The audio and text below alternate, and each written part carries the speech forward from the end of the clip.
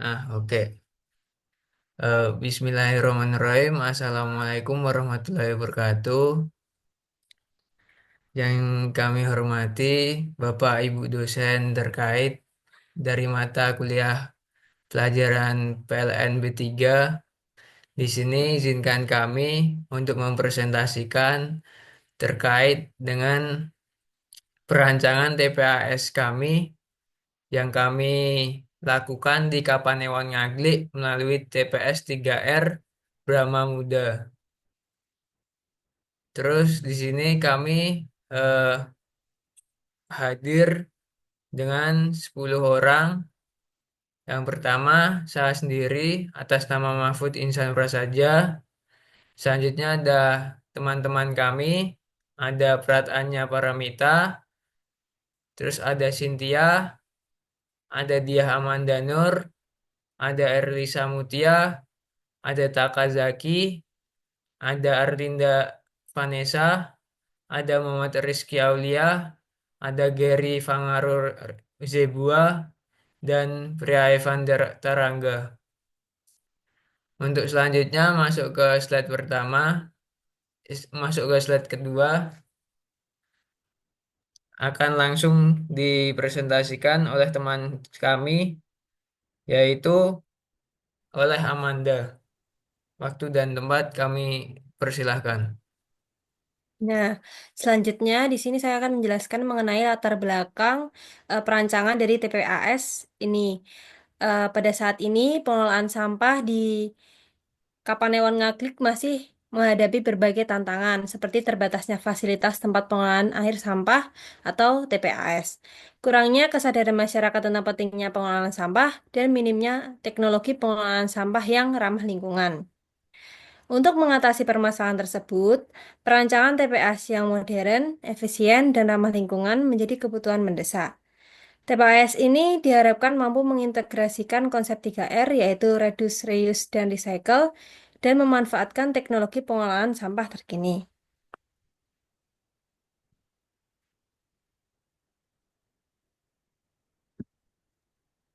Selanjutnya, ada permasalahannya. Yang pertama, bagaimana evaluasi sistem persampahan di lokasi pengamatan. Yang kedua, bagaimana laju timbulan sampah di lokasi pengamatan.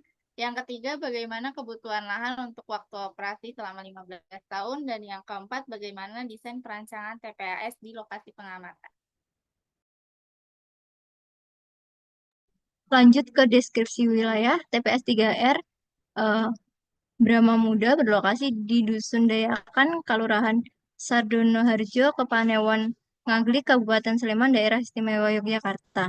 TPS 3R Brahma Muda melayani beberapa desa di sekitar Kapanewon Ngaglik dengan fokus pada pengelolaan sampah organik dan anorganik secara berkelanjutan. Sampah organik biasanya diolah menjadi kompos, sedangkan sampah anorganik dipilah untuk didaur ulang atau dijual kembali. Analisis pengolahan sampah itu ada tiga. Yang pertama, TPS 3R Muda mengacu pada UU yang mengamanatkan pengelolaan sampah secara terpadu, mulai dari pengurangan sampah di sumber hingga penanganan akhir.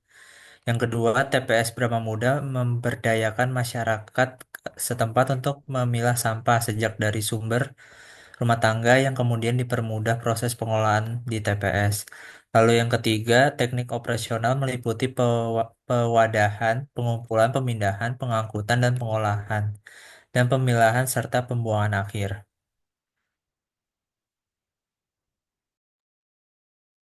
Yang selanjutnya yaitu evaluasi sistem persampahan di TPS 3R Brahma Muda.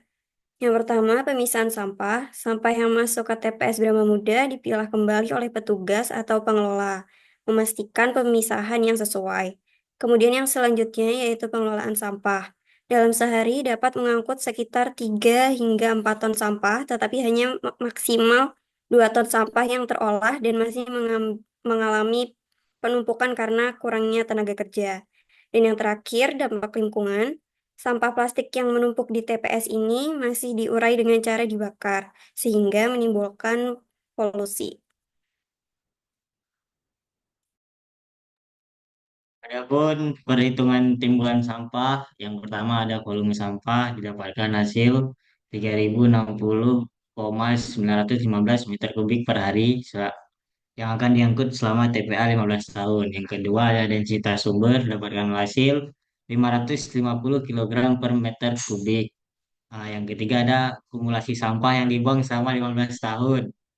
Didapatkan hasil 16.758.509,63 meter kubik. Yang keempat ada kumulasi densitas sampah di TPA. Kumulasi sampah didapatkan hasilnya 26.334.800,84 meter kubik. Yang kelima ada bahan yang diuruk yaitu didapatkan hasil 27.124.884,9 meter kubik. Yang keenam ada kapasitas lahan yang dapatkan kapasitas lahannya yang digunakan selama 15 tahun yaitu 240.575,75 hektar per 15 tahun. Yang terakhir ada kebutuhan lahan minimumnya yaitu 112,74 hektar.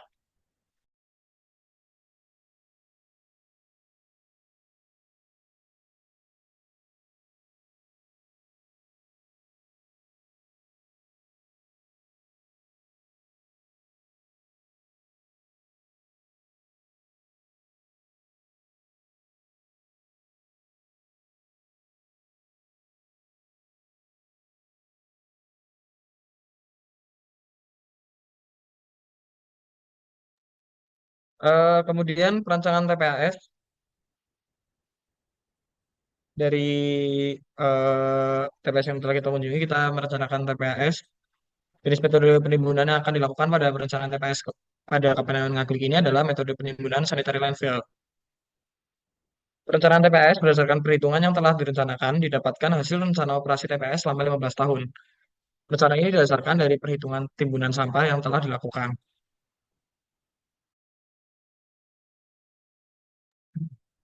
Nah, bisa dilihat pada perancangan yang di sampingnya, itu merupakan perancangan dua dimensi tampak samping dari sanitary landfill.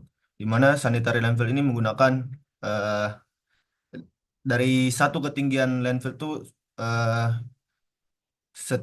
tingginya itu sekitar 5 meter yang ditumpuk menjadi 4 dengan total ketinggian itu 240 meter. Dan lahan minum dan lahan yang dan kapasitas lahan yang digunakan untuk pembuatan sisinya itu sekitar 240.575 hektar yang digunakan selama 15 tahun. Dengan kemiringan sanitary landfill itu 1:1.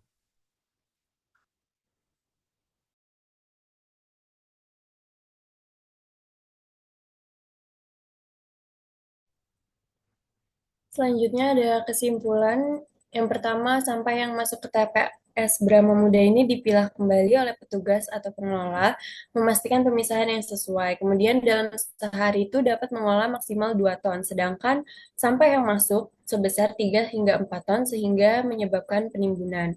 Yang kedua, berdasarkan data pengukuran timbulan sampah yang berada pada TPS 3R Brahma Muda ini dengan jumlah pelanggan sebanyak 600 kakak, didapatkan volume sampah yang berada di TPS tersebut yaitu 3.060,915 meter kubik per hari. Densitas sampahnya yaitu 550 kg per meter kubik dan timbulan sampah yang berada pada TPS tersebut yaitu 5,84 kg per kakak per hari. Berdasarkan data timbulan sampah yang didapatkan, kumulasi sampah yang dibuang selama 15 tahun yaitu 16.758.509,63 meter kubik dan kumulasi densitas sampah di TPA yaitu 26.334.800,84 meter kubik. Yang ketiga, berdasarkan perhitungan tersebut, kebutuhan lahan yang diperlukan untuk menampung kumulasi sampah selama 15 tahun yaitu sebesar 112,74 hektar. Selanjutnya, metode penimbunan yang digunakan yaitu metode sanitary landfill.